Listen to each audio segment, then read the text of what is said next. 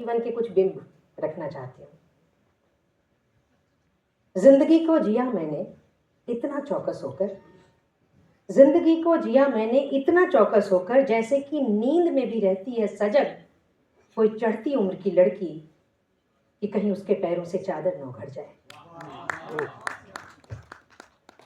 एक और छोटी सी इसी तरह की एक पंक्ति की एक कविता कहना चाहती हूँ। आपने बॉन्जाई देखा होगा, उस बॉन्जाई को मैं किस तरह से स्त्री जीवन से जोड़ती हूँ, देखें आप।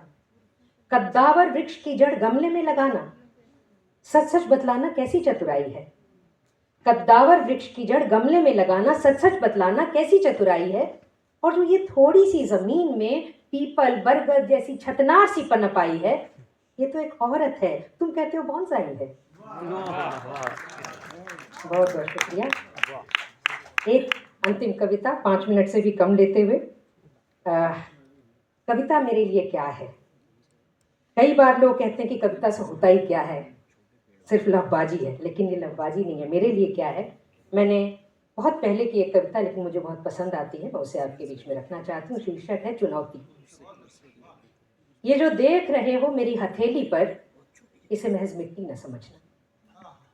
ये जो देख रहे हो मेरी हथेली पर, इसे महज मिट्टी न समझना।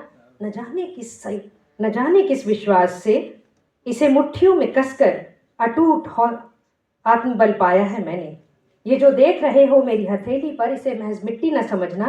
न जाने किस हौसले से जीवन की विषम घड़ियों में इसे मुट्ठी में कसकर अटूट आत्मबल पाया है मैंने। इसने ही सोखी है अपने भीतर मेरे निराश घड़ियों की सारी नमी।